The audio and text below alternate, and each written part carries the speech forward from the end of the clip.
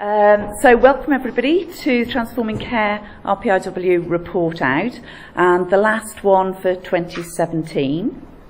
Thank you for being here despite the snow, and we're all hoping that we're going to get back to Shrewsbury for those of us who got that journey, and sharing the learning of this week's RPIW.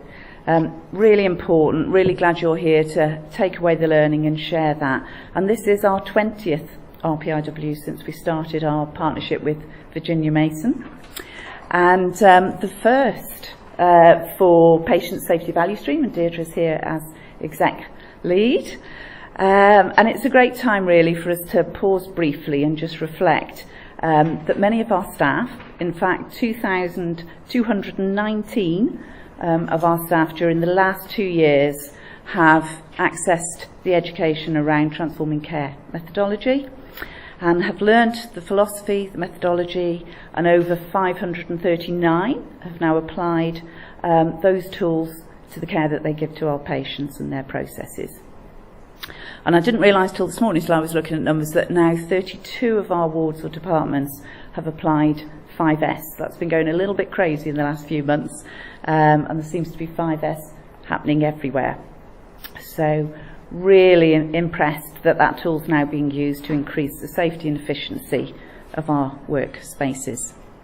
And I've been party to some great conversations this week as we see the spread, and had discussions with unscheduled care, as they now have taken ownership of the respiratory discharge value stream. Trini's here, and they're already beginning to think what their first RPIW may be. Corporate nursing have added 5S, huddling, production boards and people link to the elements required for exemplar wards. And that's beginning to really embed, so we're really grateful that that's been grasped as well and is spreading rapidly. Just to give you a few heads up of what's coming next, we have a Kaizen event next week to help spread the sepsis improvements. And another step into another process that we've not previously been involved with, the 8th of January, we have a Kaizen event looking at the stroke pathway. We have our Virginia Mason colleagues back in early February for our 82 Lean for Leaders to access mistake-proofing workshops, so those invites will be going out. So just want to end for the moment by saying thank you particularly to Alex Brett and Debbie Chasm. I think Debbie's over at Shrewsbury, as it's both their last week and they've been absolutely instrumental in helping us embed the work. So thank you, Debbie. And to everybody else that's participated, supported and helped make now over 57,000 patient journeys safer and kinder. I will say thank you properly to the KPO team later and the guiding team, but I'm going to hand over so you can hear from the RPIW team this week, and then we'll have updates from Emma, Saskia and Michelle after. Thank you, Kathy. Good afternoon, everybody. My name is Nick Holding. I'm the Senior Specialist in the Kaizen Promotion Office. I've also been the workshop lead for this RPIW this week. So as part of this session, we'll be reporting out to you to a cycle time of 15 minutes. The Patient Safety RPIW this week has taken a deep look into the process within the antenatal ward of how an incident is shared, that's happened on the ward, with the team, and how learning is used rapidly. The team were tasked with exploring improvement opportunities in the process and test those ideas with the staff on the unit. This very energetic and enthusiastic team applied themselves brilliantly from day one and have produced some amazing results. So I'm going to leave them to tell you the story. So good afternoon. So I'm Richard Stevens, and I'm the KPO specialist, and I was the team leader for this RPIW. Target progress details 6 metrics. So the overall lead time was from when an incident occurs until the incident is reviewed with immediate actions identified and shared, and currently that was taking 4,557 minutes, which equates to 76 hours. And the target from our sponsor was to reduce this to 24 hours. Second lead time, focusing on the completion of the incident reporting form DATEX, was 229 minutes, that's 3 hours and 50 minutes, and we had a target set of 90 minutes. 3 quality defects were identified as follows. Percentage of staff who do not request feedback following an incident that had a defect rate of 100%. Percentage of times incidents are not shared at a daily meeting, that was 100%. And percentage of times not all fields completed on a DATEX form, again, that was 100%. As with all the quality defects, the target was set at 0%. 5S levels for the antenatal ward main office, that's level 1, and the target was set at level 4. Tack time, or pace of the work for this process against our weekly demand, was 56 hours. And the value stream boundaries, again, from when the incident occurs until it's reviewed, with immediate actions identified and shared.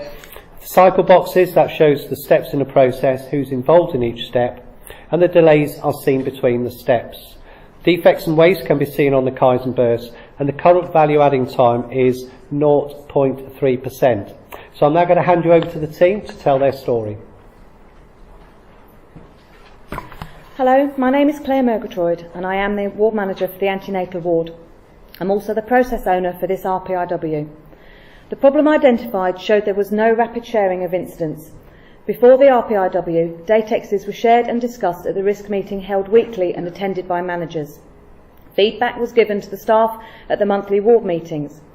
The lead time for sharing of incidents was found to be 4,557 minutes, which equates to 76 hours. The idea to solve the problem was to develop the safety huddle with a set agenda, which includes sharing of recent incidents.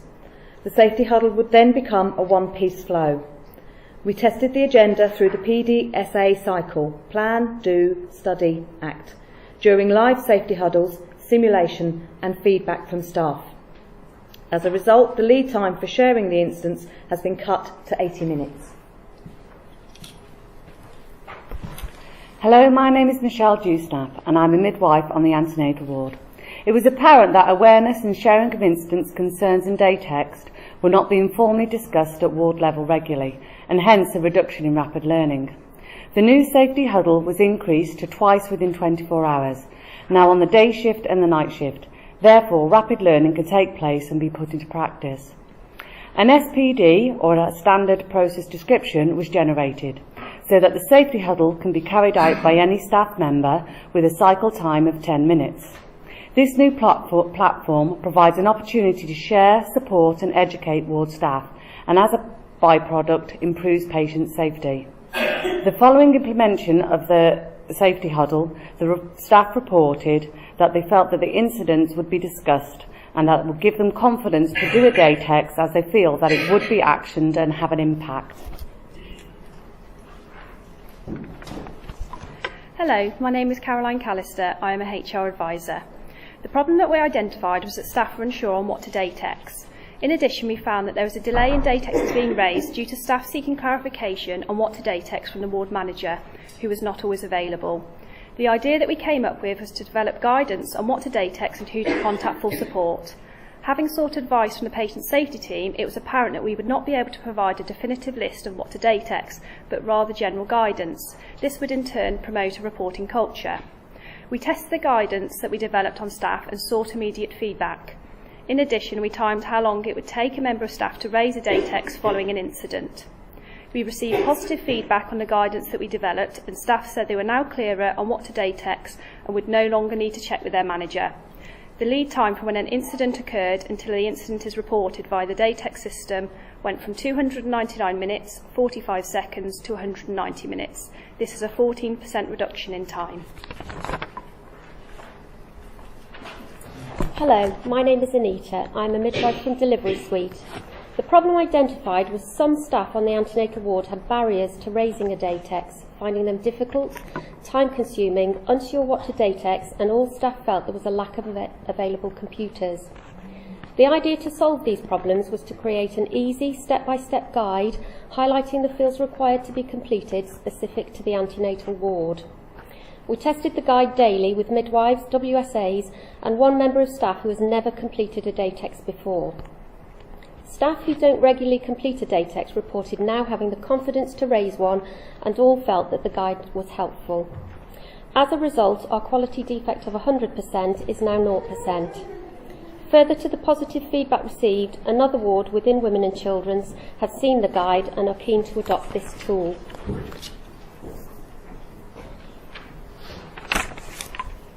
Hello, my name is Cheryl.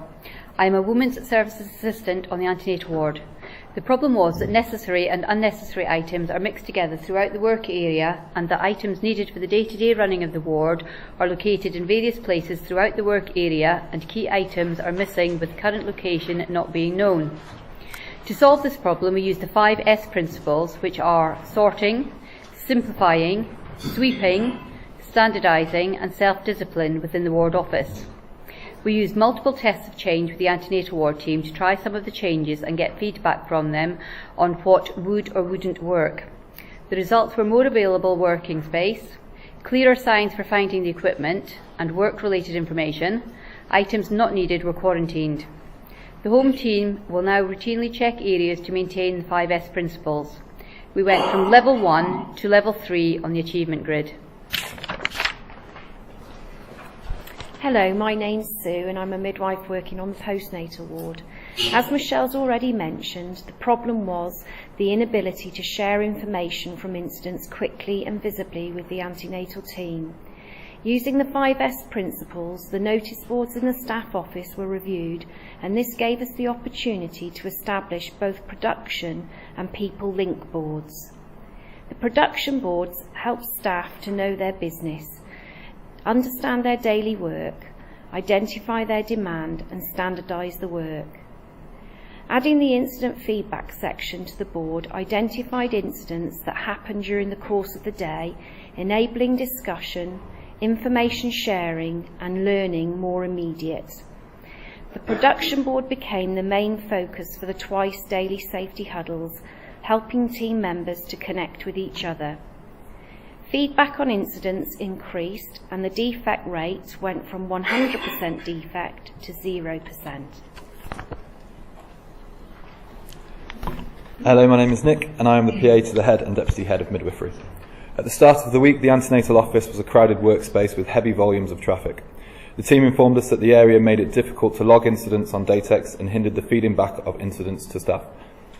By locating an underutilised room, we could transfer the waste from the antenatal office and create a more spacious and efficient area to report and feedback incidents.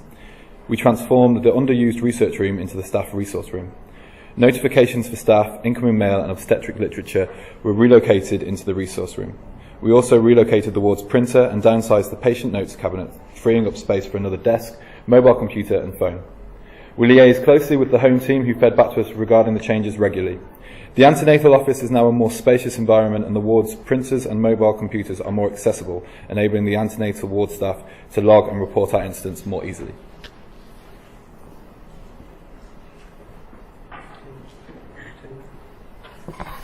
As the process owner and ward manager of the antenatal ward, I've been really proud of the work we have achieved together in such a short space of time. The current process flowchart identified a lot of waste in the process, which following this very successful week has all been addressed as shown on our future process flowchart. Additionally, all the Kaizen bursts on our value stream have been removed. One of the cycle boxes has been eliminated and the overall lead time has been reduced by 98%. So I'd now like to share with you the results. So now we've got an introduction of a safety huddle happening twice a day, so in each shift, 11:30 and 23:30, where incidents are now being discussed, logged and shared. The overall lead time is reduced by 98% to 80 minutes. With clearer guidance and support to promote reporting of incidents, alongside help to complete the Datex form, our second lead time has reduced by 14%. The changes this week around encouraging a culture of reporting with support through the huddles, guides as well as provision of additional computers has reduced all our quality defects by 100% to 0. And following an exceptional 5S activity with great support from the estates team, thank you Dave and your team, the home team, the levels have improved markedly from a level 1 to level 3. Having made so many changes, my role now is to ensure that my team continues to follow the new processes and help to embed the changes through the newspaper to complete any outstanding actions. I will also continue to PDSA and remeasure at 30, 60 and 90 days, which I will share with you in future report outs. So the work this week has provided many learning opportunities for us. It's important to be brave and bold with improvement. If we wait for the right time, it will never happen. Stepping outside your comfort zone produces amazing results. If it's too easy, we're probably not doing it right. Change is hard, so it's important to remember what the purpose is and push on. We've been really fortunate to be supported by so many this week. We'd like to pass on our thanks to all the people on this very extensive list. I'd particularly like to thank Richard, our team leader, who steered the team brilliantly to get the results we've got, and the away team on the Gemba for their enthusiasm and commitment, and their colleagues for supporting the work. The home team on the Antenatal ward have been patient and supportive, being open to new ideas and willing to give new ideas a try. And finally, I'd like to thank our sponsor, Sarah Jameson, for guiding us in our preparation and providing the challenge needed to deliver this RPIW. Thank you very much.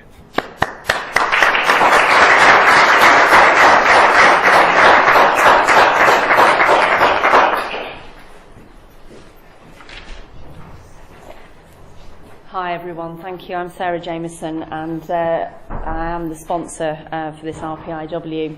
It's been a very challenging week in maternity, and for that reason I am incredibly proud of the team and what they've achieved. So we started off the week by asking them to be bold and brave and adventurous, and by me telling them that I felt this was a fantastic opportunity to go out there and make some really great changes, but also just to have that time away from the clinical environment where we're all under such a great deal of pressure. So I'm really grateful to them for being so enthusiastic. I was really heartened even into Wednesday afternoon, whereby they'd spent half a day making the most miraculous changes, as you saw in those pictures. So to turn that around in that space of time is really incredible. But the other thing that I'm really proud of is just the energy and the spirit that they've shown during the week, which is fantastic. And as Claire said, all that remains now is to maintain that. So I, for one, can speak for them and say that I know that we'll maintain that energy, because I can feel it, and you can sense it when you're out on the wards. I did a walk around, I've been out to see what those changes are, and although they sound really simple, I know that they'll have the biggest impact on how people work, and that's what we'll embed into our everyday practice. And it's already clear that that's becoming something that is just what we do. That's the way we do things around here. We won't move forward in terms of our culture until we get to that place where that's the way we do things here now. So some really positive examples of what can be achieved in such a short space of time, and quite frankly, Claire, if you can do that in the week that we've had, then the world's the limit, isn't it? So well done team, I'm really, really proud to have been your sponsor this week, and keep up the great work. Thank you.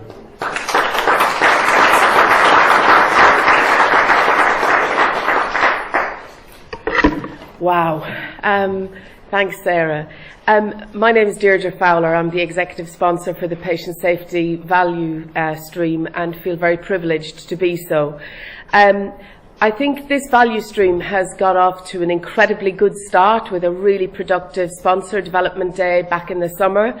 This is our first RPIW, and I think those of you who follow on, you have a lot to live up to. I met this team on Tuesday morning, and the energy levels were really high, despite, as you said, Sarah, a very challenging start to the week. And the energy levels have remained. So I, for one, am really, really looking forward to the 30, 60 and 90-day measurements, because like Sarah, I am absolutely confident that we will see this sustained, maintained and strengthened.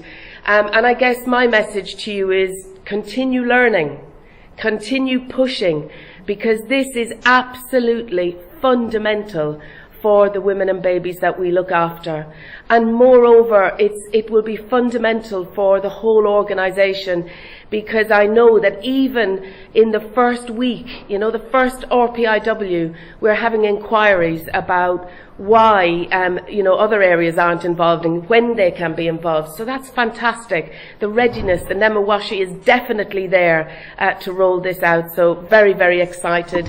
And as Nick and Sarah said, the words to leave you with are continue to be brave and be bold, because this really matters. Thank you.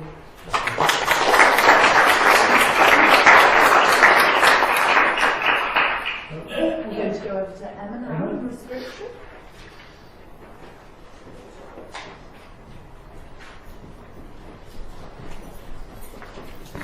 my name is Emma Crawford. I was the process owner for a previous RPI double, which is based on one of the respiratory wards and surrounded the discharge process for patients.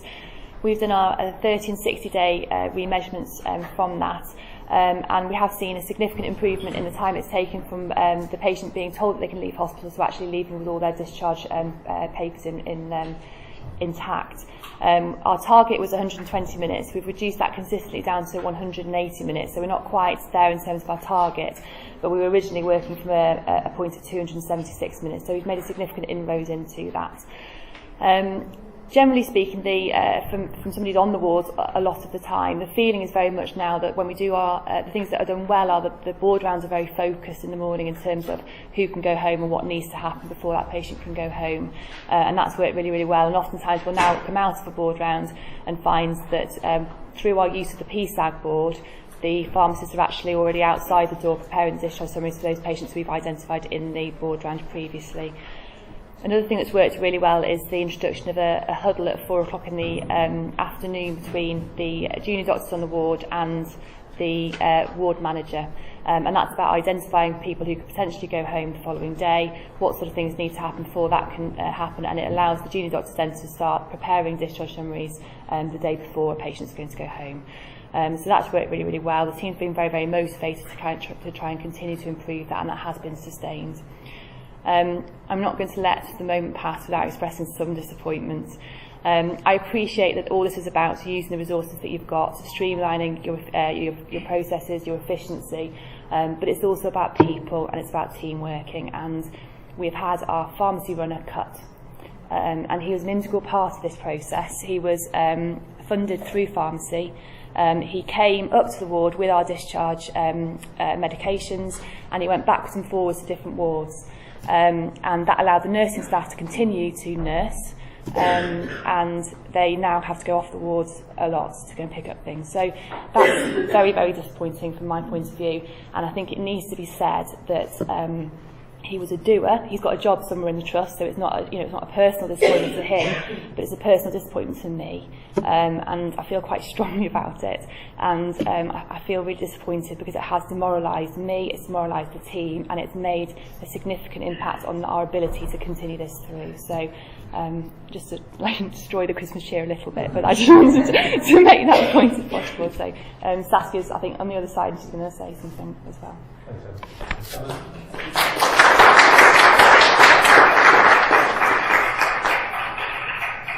Standing on my spot. I'm Saskia Jensen. I'm based mainly at RSH, and I was the sponsor for the 6th Respiratory RPIW, which Emma's just explained some of to you. I have to say, this team have been phenomenally motivated. You have to remember, this is in an acute medical area, and at this time of the year, well, we now feel like we've been in winter for a very long time, but I'm told winter only starts in January. But at this time of the year, there are huge pressures on acute medical areas. Also, probably any other area where everyone's feeling it in the hospital. We have huge challenges from staffing point of view, both medical and nursing. And to still be maintaining this level of improvement is really hats off to the team. Going from 4 hours, 36 minutes down to 3 hours from when a patient's told they're going to go home to when they leave the hospital is a big achievement, and we're having a meeting next week and we'll try and look at what we can do to shave a bit more off that time. But I think it is important when we're in a situation where we can't recruit doctors, we can't recruit nurses often, it is important to keep the people we can recruit. The other great thing that's been shown through this is that they have now in their 5 S's reached level 4, which is a massive achievement at level 1, I think, from memory. Yes. So that was the nursing station in the area around that. So that has actually now at 60 days gone to a level 4. So I think it shouldn't be underestimated how much work goes into actually maintaining these figures. Because there are a huge number of different people involved in the process. It sounds very simple telling a patient they're going to go home and getting them out of the door, but in reality, however much you bang your head against a brick wall, it is phenomenally difficult to get that patient out in a timely fashion, and it involves lots of people. So all I can say is we're now ready to go forward from a respiratory point of view, away from away from, but not completely detached from, the Virginia-based team, Transforming Care team, and I think we should, if we possibly can, get on and do our next RPIW as quickly as we can, within the constraints of obviously this year. But all I can say is I'm really proud to be the sponsor of that team. Thank you.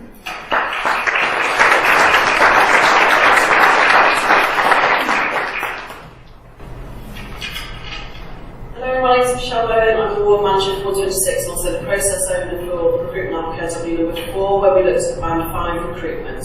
The boundaries for the RPIW were from when a vacancy is established and approved to when vacancies closed for applications. We identified that Ward Managers wanted greater control over recruiting into their own areas, so we produced a new advert for 426, redesigned the webpage and produced an e-booklet for the Trust. As you can see, our process boundaries are greater at 30 and 60 days. This was because our advert was out for a longer period in order to link in with the recruitment days that the Trust had already planned to enable any applicants to attend those to ensure the process was kept as smooth as possible. We have reduced our setup production time significantly, reduced external setup and standard of work. We can celebrate the amount of support we got from other departments within the Trust in order to make those changes and everybody pulled together to make it happen. We've made great improvements to our webpage, which benefits both patients, visitors and potential applicants as they have more personalised information to view. This includes a welcome message from me and a meet the team section. The RPIW gave us more time to think outside the box in order to produce this work. We have received a high number of views of the advert, which is fantastic as it shows interest in our Trust. However, this was not converted into any applicants for the position. The track system has been implemented at the same time that we were making changes, which did lead to some delays in recruitment advertising post initially. And it would be more helpful if we could see view the advert in order to analyse the reason for not applying for the post. The next step I need to take is to PDSA and look at how we convert the increased number of views into applications. We then need to re-advertise the position, ensuring that the is used for the redesigned webpage. I'm going to explore the possibility of having an open day on the ward to try to attract more applications. We may also need to look at the possibility of having a generic advert with links to all individual ward areas rather than individual ward adverts to keep the process streamlined for the applicants and give them greater flexibility in choosing their place of work. These are the areas that I'm going to concentrate on for the 90-day figures in order to try to achieve the target set by the sponsor of a 10% productivity gain in the number of applicants. Thank you.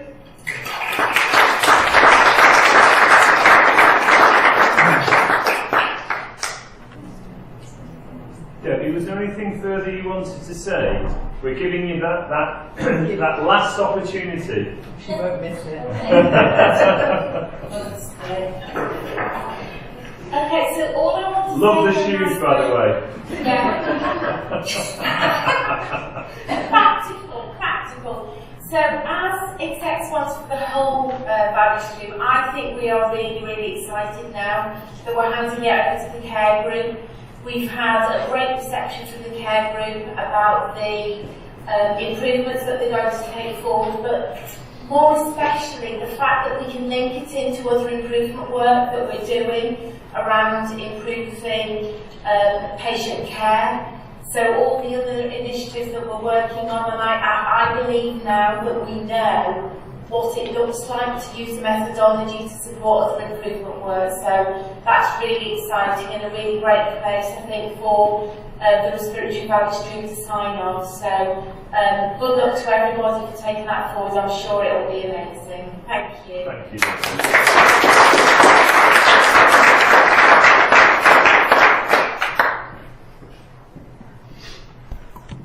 Right. Well, before I offer a few thoughts really from what I've heard this lunchtime. Can I thank everybody for coming? The weather is not great today, is it? So I know a number of people have come down to Telford to hear the presentations, and it's lovely to see our guests here with us as well to be able to hear the work that we're doing. So thank you for taking the trouble to come and to show the respect to the teams for the work that they've done, which they richly deserve. So thank you for that. Just in terms of, we said at the start, for those of you that weren't here right at the beginning, that we almost broke into song. So we're not quite over yet. So who knows? We might yet manage that.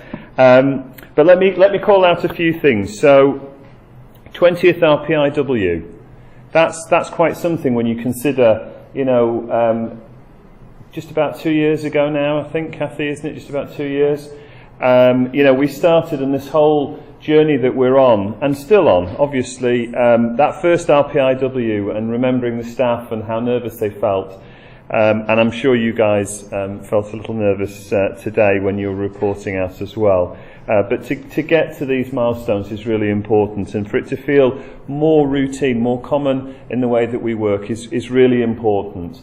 And that's allowed us to then develop into the Kaizen events that we've talked about. Stroke is a really important service for us in our hospitals.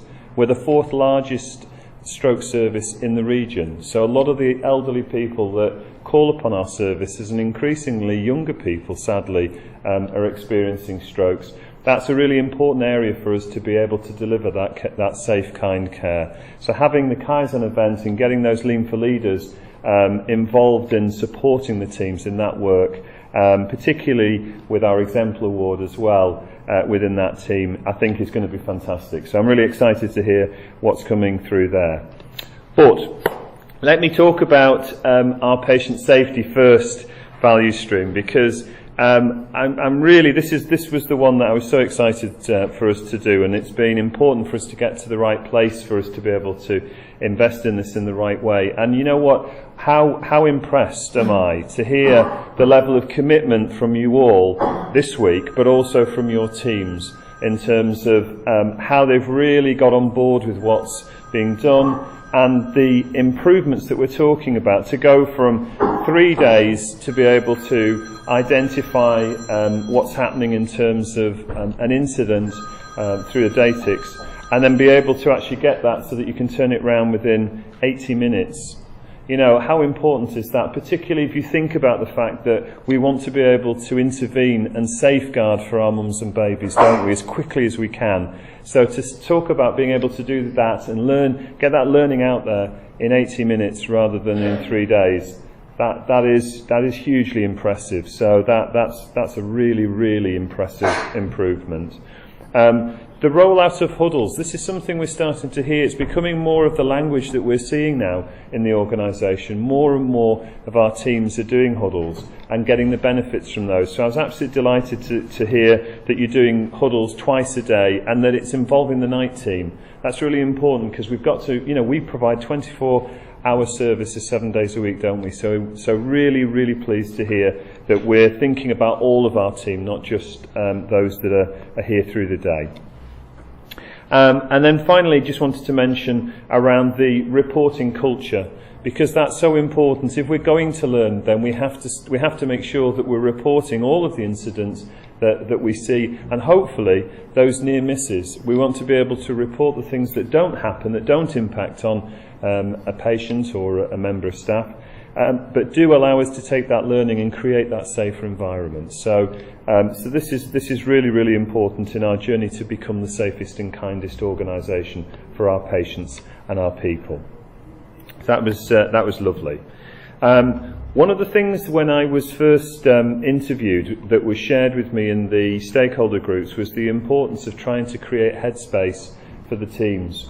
And we still struggle to do that. That's something that I think will continue to have to invest in. But it was lovely to hear you talking about the creation of headspace to be able to do the work. And I've got absolutely no doubt that as we continue, more and more of our time needs to be given over to that time away from the immediacies of the service, just to be able to think through and enact the changes as you've done so successfully this week. So, let me give you a quick round of applause, because you really deserve it. So well done.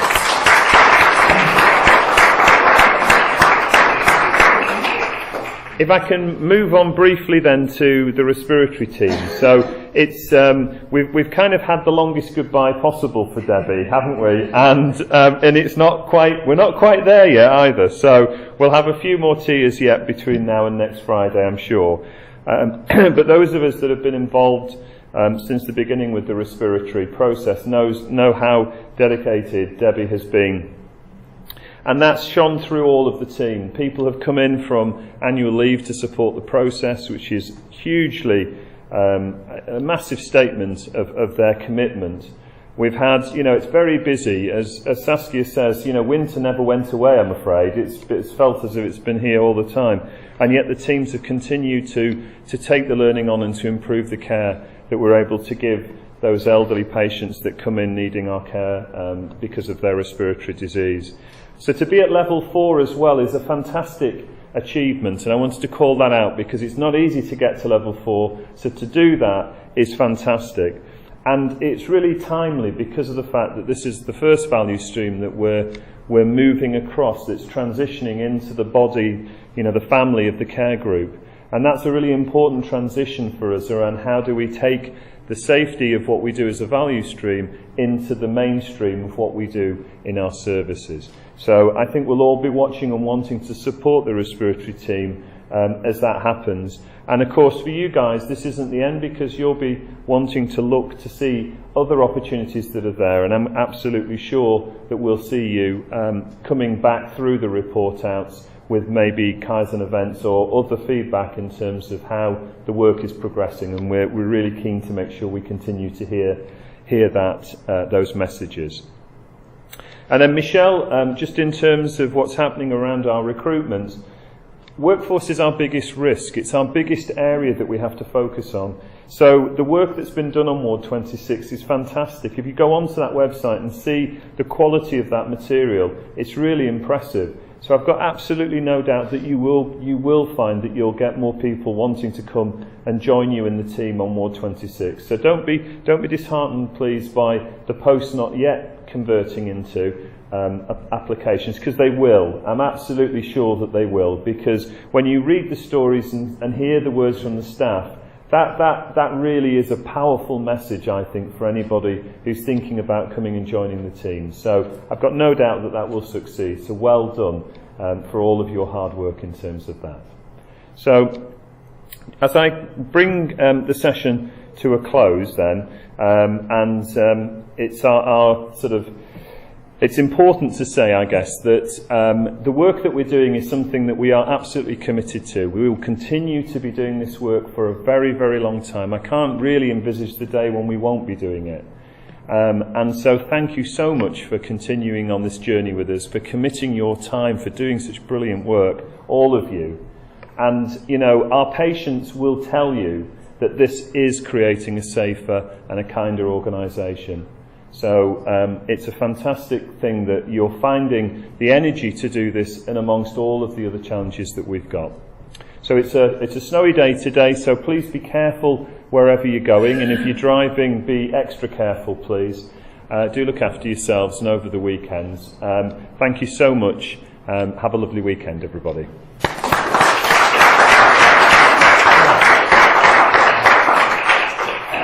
So we've got some presentations, I think, Richard. There you go, Claire.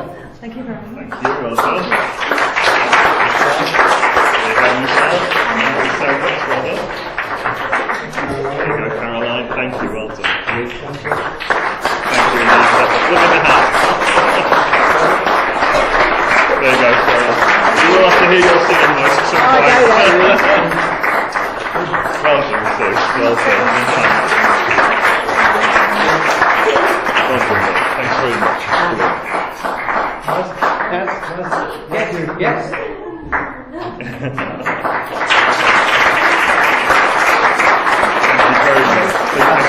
For the home team, yeah. Thank you. Okay. So that just leaves us to say Happy Christmas and keep going. Safe journey wherever you go. Thank you very much.